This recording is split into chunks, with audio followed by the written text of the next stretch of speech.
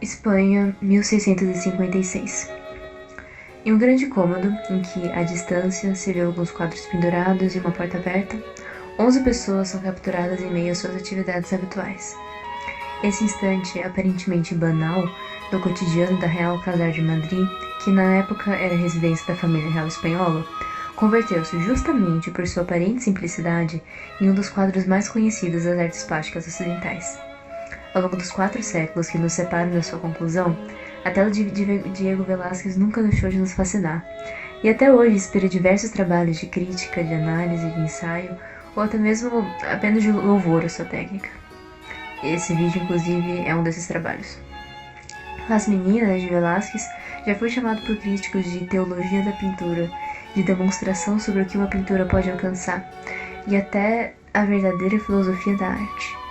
Todo esse interesse não é por um acaso.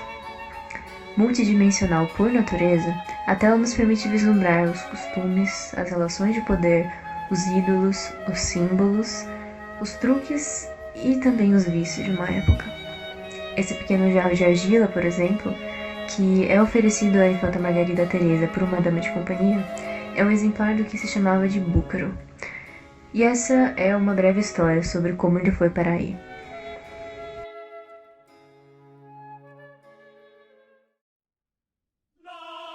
Apesar do quadro representar uma cena que teria acontecido na Espanha, esse tipo de búcaro era produzido nas colônias espanholas na América, em especial na região de Tonalá, no atual México. Os búcaros dessa região eram produzidos com base em uma argila particularmente rica em ferro, que garantia sua forte coloração vermelha.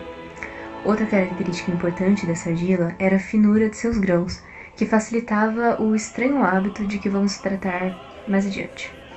A argila era, então, combinada com ervas aromáticas e cozida segundo o método tradicional. O resultado final eram recipientes que não apenas mantinham a água depositada dentro deles fresca, como também a aromatizava.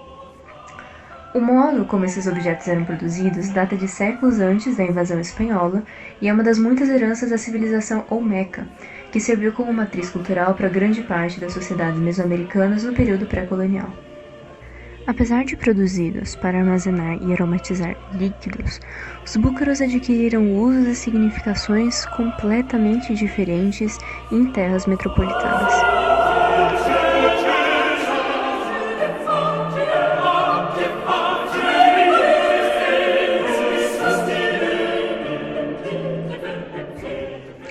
Trata-se do consumo compulsivo desses búcaros, prática conhecida como búcaro-fagia, que virou febre entre as jovens espanholas da classe alta à época em que Las Meninas foi pintado.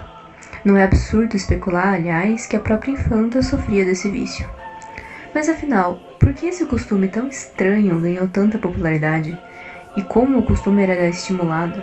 E quais eram os alvos desse estímulo? Quais eram os efeitos disso à saúde? Bom, eu já adianto que as consequências não eram muito bonitas. Ou será que eram? As respostas para esses questionamentos são muito interessantes, mas para entendê-las, a gente vai precisar mobilizar muitos conhecimentos de tipos muito diferentes.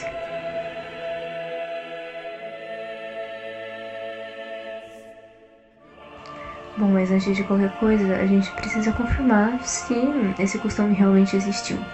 E para isso vão ser ajudantes muito úteis cronistas e historiadores que registraram de alguma forma esse costume, que de fato é muito bem documentado. Então, de início, a gente tem o filósofo e ensaísta espanhol Giner dos Ríos, que em seu livro sobre artes industriais, que tem um forte caráter historiográfico e foi publicado em 1890, então é bem posterior à data do quadro, comenta que é curioso que as senhoras, depois de beber o conteúdo dos búcaros, comiam o próprio vaso. E também comenta que, para evitar o que ele chama de abuso pernicioso da saúde, era muito comum que sacerdotes proibissem o consumo desse produto. Em seguida, pensando em uma abordagem um pouco mais contemporânea ao quadro, a gente tem a Madame de Noir, que foi uma escritora francesa muito conhecida na época, a quem a gente deve grande parte do nosso conhecimento sobre como exatamente se dava o consumo desses búcaros, já que ela passou alguns anos de sua vida na corte espanhola e lá ela conseguiu registrar com muita precisão como exatamente quais eram os costumes, quais eram os rituais envolvidos no consumo de búcaro pelas mulheres da corte espanhola. E ela até comenta que ela quis provar esse alimento tão estimado e tão pouco estimável, mas antes comeria cimento. Então ela teve uma experiência, no geral, negativa com o consumo de búcaros. Em seguida, ainda pensando em abordagens contemporâneas ao quadro, a gente tem o relato de Lorenzo Magalotti, que foi um filósofo, diplomata e poeta italiano. Em suas cartas para a Marquesa de Strozzi, ele contava um pouco sobre a sua opinião sobre búcaros, e dizia que eram realmente objetos muito preciosos, ele era um grande admirador, e instruía até sobre como deveríamos guardá-los, em pequenas arcas de madeira. E finalmente ele chegava ao ponto de dizer que búcaros eram infinitamente superiores a ouro, porque o cheiro deles era melhor.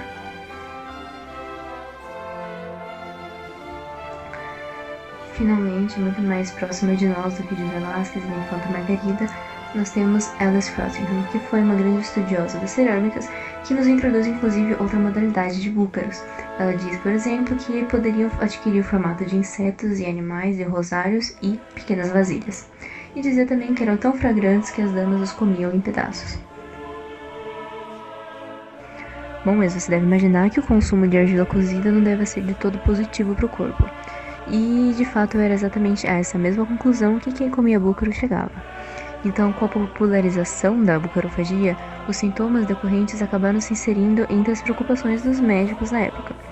E por isso, a gente poderia imaginar que um bom ponto de partida para a gente encontrar as respostas para aquelas nossas inquietações poderiam ser os documentos que esses médicos nos deixaram. E curiosamente, a gente descobre que os médicos da época e até os não médicos receitavam essencialmente a ingestão de ferro, seja cozinhando pregos, seja comendo certos alimentos, seja bebendo de águas ferruginosas. E esse hábito de beber de águas ferruginosas ficou tão popular que o dramaturgo espanhol Lope de Vega escreveu uma peça inteira sobre isso, que se chama La Cera de Madrid, e conta a história de uma jovem que ia a uma fonte específica em Madrid que tinha águas particularmente ferruginosas para bebê-las por motivos medicinais. Então, já que o que era recomendado era a ingestão suplementar de ferro, tudo nos leva a crer que uma das principais consequências da bucarofagia era a deficiência de ferro.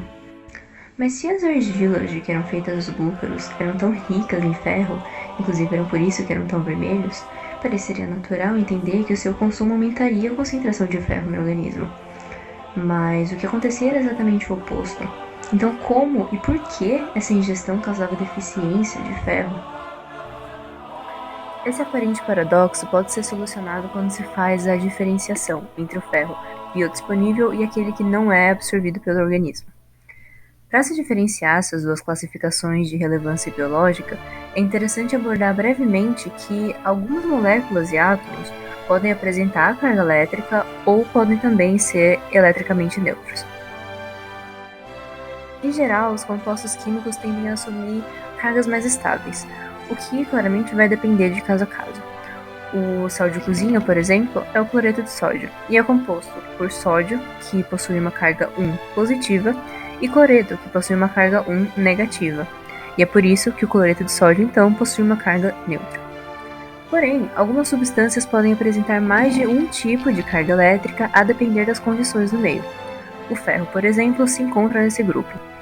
Quando ele está compondo um metal, então ele está na forma neutra. Mas, quando ele está dissolvido em água, os seus átomos apresentam carga positiva, sendo ela 2 ou 3. E então eles são conhecidos respectivamente como ferro 2 e ferro 3. Também é interessante mencionar que materiais como a argila dos búcaros, que apresentam uma composição muito diversa de substâncias, há uma interação química entre os seus componentes, o que faz com que o ferro mude a sua carga. Particularmente, a composição do búcaro favorece a predominância do ferro 3, que não é prontamente absorvível.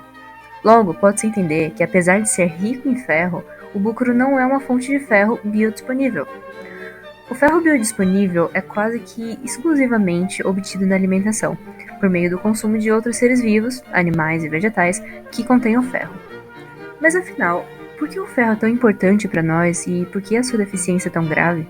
Primeiramente, é comum que o ferro seja frequentemente associado ao sangue e com as células vermelhas presentes nele, que transportam o oxigênio, que são as hemácias. De fato, elas possuem ferro na sua composição e apresentam grande relevância biológica para animais grandes, como os mamíferos, que precisam de transporte eficiente de oxigênio por todo o corpo. Porém, a importância do ferro não se limita ao transporte desse gás. Na verdade, o ferro participa de algo fundamental e universal a todas as formas de vida conhecidas, que é o metabolismo.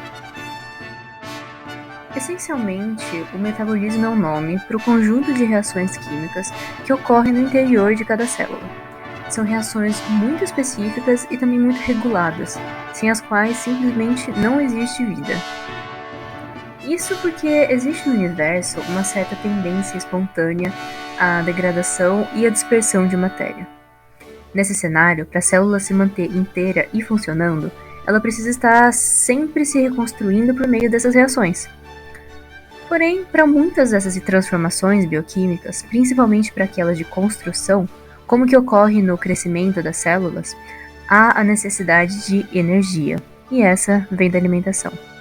Quando carboidratos, proteínas e gorduras são ingeridos, a digestão quebra esses alimentos em suas moléculas orgânicas constituintes, e essas são então absorvidas pelas células, seguindo no metabolismo em vias de digestão intracelular, até que sejam quebradas em unidades ainda menores, como o gás carbônico que expelimos pelos pulmões.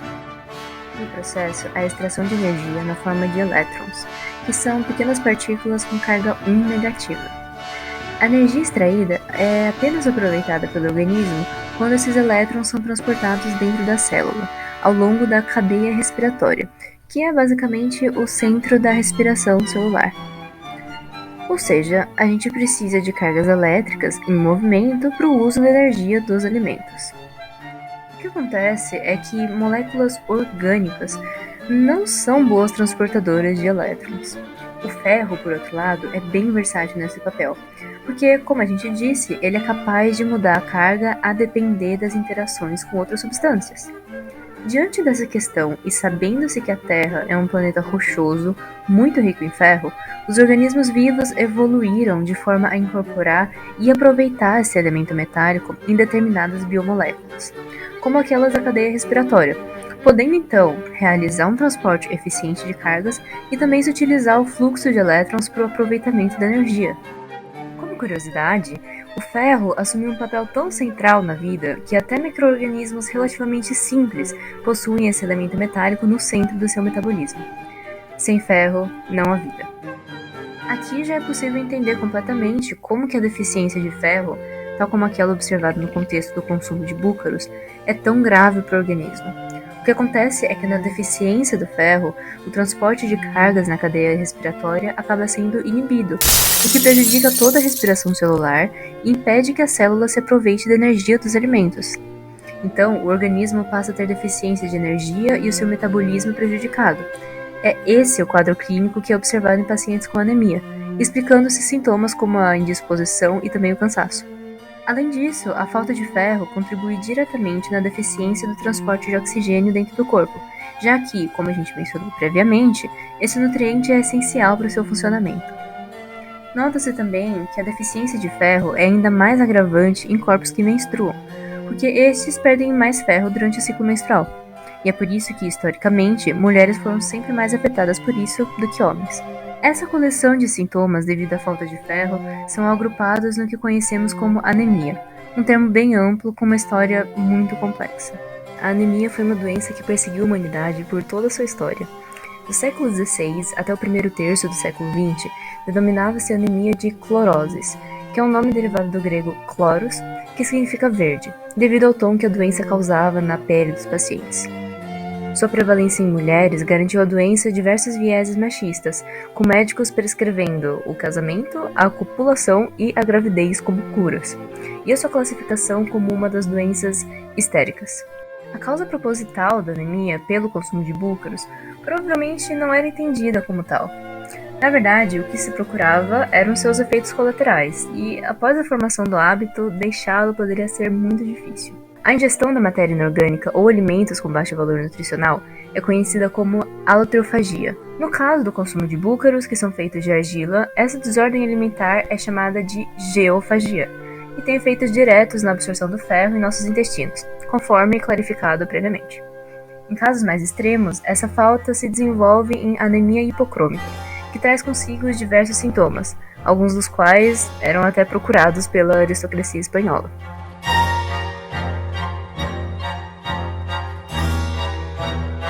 Agora que a gente entendeu toda a jornada do ferro dentro do corpo, a gente pode voltar a alguns dos nossos questionamentos iniciais. Primeiro, por que era desejável se submeter a uma dependência tão perigosa? Como e por que as consequências do consumo eram sentidas nos corpos? E o que afinal tinham essas jovens a ganhar por um preço tão alto? Agora nós vamos apresentar 3 desses sintomas, que eram os mais comuns e também os mais pertinentes para o caso específico da infanta Margarida. Primeiramente, um dos motivos mais práticos que explicariam esse costume da bucarofagia seria sua suposta propriedade anticoncepcional, que era amplamente conhecida por médicos e pela população de modo geral também. Essa propriedade decorre dos efeitos da falta de ferro na menstruação. Recentemente, pesquisadores demonstraram que a anemia é correlacionada com a amenorreia, é a ausência típica de menstruação. A falta de ferro, além de resultar em menor nível de hemoglobina, também afeta o sistema endócrino. Assim, o ciclo menstrual de corpos com anemia pode ter alguma instabilidade ou até parar completamente, podendo até tornar infértil a pessoa anêmica. A gente não pode deixar de perceber, no entanto, que essa precisão quase médica em que o Velázquez fotografou esse momento contrasta radicalmente com essa atmosfera notavelmente densa e misteriosa do quadro. Para a crítica de arte Laura Cumming, Las Meninas choca justamente por esse contraste frontal entre uma visão precisa da realidade e esse seu mistério tão concreto. Descrevendo o quadro como ilusório e às vezes até encantatório, ela aponta os detalhes da técnica de Velázquez que acentuam esse enigma. O também crítico Kelly Grover completa essa análise, defendendo que esse clima não necessariamente foi produzido por acaso ou por capricho, e pelo contrário, ele poderia ter ligação direta com o segundo sintoma do consumo de búcaros: alucinações. Em sua autobiografia, a monja Estefanía de la Encarnación conta que seu vício em búcaros começou quando tinha apenas 12 anos de idade. Curiosamente, ela atribui seu vício à inveja do diabo, que desejava afastá-la do seu rota espiritual. Além disso, ela narra um dilema muito interessante. Quando ela estava alucinando sob o efeito dos búcaros, ela se sentia mais próxima de Deus e de suas mensagens, mas, por outro lado, corria o risco de se render a um vício pecaminoso. De fato, a compulsão podia tomar proporções tão grandes que, com o tempo, passou a enxergada até como um potencial instrumento de poder. E aqui que volta a Condessa de Noir, escritora francesa de quem já falamos anteriormente, e que, a título de curiosidade, foi a precursora do gênero conto de fadas. Naquele mesmo macio relato sobre sua estadia na corte espanhola, ela também conta que muitos eclesiásticos, vendo o apego de certas mulheres ao vício, proibiam seu consumo como forma de penitência. E é em vista de tudo isso que o Kelly Grover nos oferece uma belíssima interpretação sobre o significado desse búcaro para a pintura. Para ele, considerando as dicas pictográficas e o contexto histórico, pode-se considerar simbolicamente o búcaro como um troféu de conquistas que se desfaz em loucura.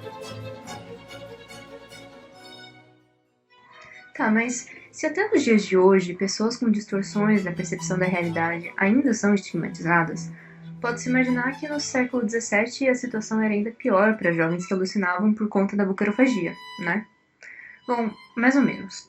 Alguns especialistas na história das percepções sobre a saúde mental contam que, inicialmente, o imaginário europeu entendia a loucura como algo independente de gênero, que poderia atingir a qualquer um.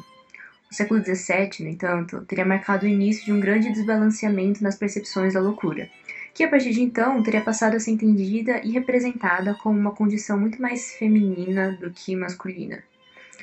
Foram muitos os fatores que levaram a essa mudança, mas a gota d'água foi a publicação de Hamlet, por Shakespeare. Nessa peça, há uma jovem chamada Ofélia, que inicialmente era o interesse romântico do protagonista, mas acaba entrando em uma espiral de insanidade que culmina, ultimamente, em sua morte. A intensidade da personagem e o vigor de sua interpretação chocaram a Europa, que assim inaugurou sua estranha obsessão pelo estereótipo da bela mais louca, que seria uma personagem carismática que, no geral, sofria e provavelmente morreria de alguma forma muito trágica. Esse afeto durou muito tempo e renasceu com força total no século XIX. Aliás, não é por um acaso que a maioria das pinturas de Ofélia que foram mostradas aqui são de fato do século XIX. No entanto, essa adoração no campo cultural era diametralmente oposta ao real tratamento dado em hospícios, muitos dos quais, aliás, utilizavam as próprias obras de Shakespeare como guias de identificação de sintomas. Frente a essa condição, poderíamos ser levados a pensar que talvez as bucarófagas de quem tratamos até agora estivessem relativamente blindadas contra o duro tratamento em hospícios femininos, graças às suas posições sociais. De qualquer maneira, a valorização da bela mais louca remete à discussão sobre a mistificação da doença, liderada por Susan Sontag. Para ela, em muitos momentos da história humana, observou-se um estranho comportamento em relação a certas doenças, que ela chama de mistificação da doença, que consiste basicamente na fetichização da agonia romântica de que padecem certos doentes e até no entendimento de que, dados os problemas de saúde, tornam as pessoas mais interessantes. Sontag foca, em seu ensaio, na tuberculose, para o século XIX, e no câncer, para o fim do século XX, que foram duas doenças bastante representadas e até romantizadas nos meios culturais. Mas podemos tranquilamente estender essa discussão para casos como do estilo heroin chic e para anemia associada à bucarofagia. E é falando de representações culturais de distúrbios de saúde que chegamos ao nosso terceiro e último sintoma. Mas antes, aqui estão algumas imagens de algumas das mulheres consideradas como mais bonitas na época de Las Meninas. Claramente, todas elas têm algo em comum, uma palidez quase fantasmagórica. E era justamente esse um dos sintomas mais desejados pelos bucarófagas. Mas qual exatamente a relação entre bucarofagia e a palidez? O que acontece é que o corpo muitas vezes tenta agir como uma balança. Quando tem um desequilíbrio, ele tenta equilibrá-lo. E é por isso que, para amenizar os efeitos da anemia decorrente da bucarofagia, o corpo regula o seu metabolismo para direcionar oxigênio para alguns órgãos essenciais, em detrimento de outros. E a pele, no caso, é um desses últimos órgãos, os não essenciais. E isso justifica completamente o consumo cosmético do búcaro, já que esse desequilíbrio metabólico decorrente dele torna a pele mais branca e, em alguns casos, até mais fria. Mas é claro que, se a palidez era um atributo tão essencial ao padrão de beleza da época, esse não era o único método utilizado para clarear a pele. Uma opção muito mais barata, mas muito mais letal, era a chamada pasta veneziana, que consistia basicamente em uma mistura de vinagre com mercúrio, que era, obviamente, terrível para a saúde. Parece absurdo, mas nem tão distante de nós assim. Até hoje, clareadores de pele à base de mercúrio são relativamente fáceis de ser encontrados. Mas, em alguns casos, esse era um risco calculado. Os efeitos negativos desse tipo de tratamento estético eram conhecidos não apenas pela experiência prática, mas também por conhecimentos científicos. Um exemplo notável é a química Marie Mordrat, que escrevia livros de natureza análoga à divulgação científica, em que explicava o perigo do emprego de tais tratamentos. Mas de onde exatamente vem essa supervalorização da pele branca, considerado como ideal de beleza na época e ainda hoje? Bom, essa é uma questão muito grande e seria até pretensioso demais da nossa parte tentar entendê-la por completo. E é por isso que a gente vai se limitar a entender somente a evolução do cânone de beleza feminina na literatura e também na arte castelhanas, que, aliás, é o nome do artigo em que a gente baseou as nossas investigações. Para Rocio Nogales, doutor em estudos linguísticos e literários, pouco se falava sobre a cor da pele ou dos cabelos de mulheres durante grande parte da antiguidade greco-romana. Inclusive, ela observa que eram os homens, e não as mulheres, os que tinham os traços físicos mais descritos e detalhados na poesia grega, até mesmo na poesia de Homero, por exemplo. No entanto, tudo começou a mudar quando os romanos passaram a conquistar mais e mais territórios antes pertencentes à região que chamavam de Germânia, que engloba parte do norte da Europa. Diferentemente do que se via nas áreas até então ocupadas pelos romanos, as mulheres que habitavam a região da Germânia tinham, em sua maioria, pele mais branca e cabelos mais loiros. Como de costume, os romanos escravizaram os povos conquistados, de modo que várias dessas mulheres foram convertidas à força em escravas sexuais da elite romana. Assim, pouco a pouco, as suas características físicas se converteram em símbolos eróticos na literatura romana, representando de certa forma troféus bastante cruéis da conquista. Como sabemos, os romanos difundiram suas representações culturais por grande parte da Europa, e foi com esse triste início que se inaugura a tradição de fetichização da pele branca na literatura e cultura de elite europeias. Vale lembrar que, desde aquela época até, discutivelmente, os dias de hoje, a elite é a classe que mais se apegou e tentou emular a cultura greco-romana, o que é completamente coerente com os meios em que as obras de arte mostradas foram produzidas.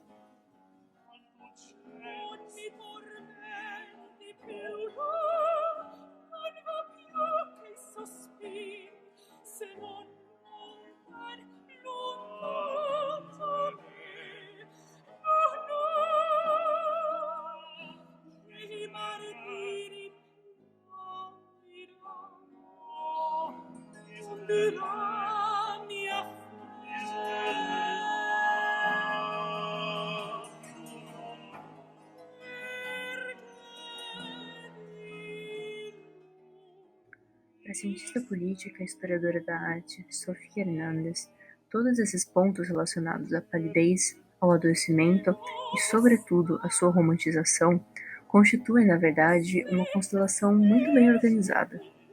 Em Cultures of Contagion, ela especula: os autores desses textos e pinturas atuaram como agentes dispersores do contágio, que no caso era o contágio ao vício da buprofagia, construindo um imaginário que dramatizava a ingestão dos búcaros, mas também os associava a figuras influentes.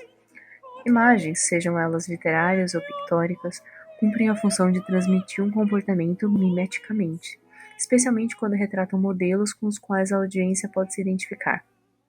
Isso sugere que as instituições do poder absolutista monárquico não necessariamente procuravam controlar o vício nos barros, e poderia até ter encorajado seu contágio, para controlar um certo público, mulheres, fazendo-as adoecer.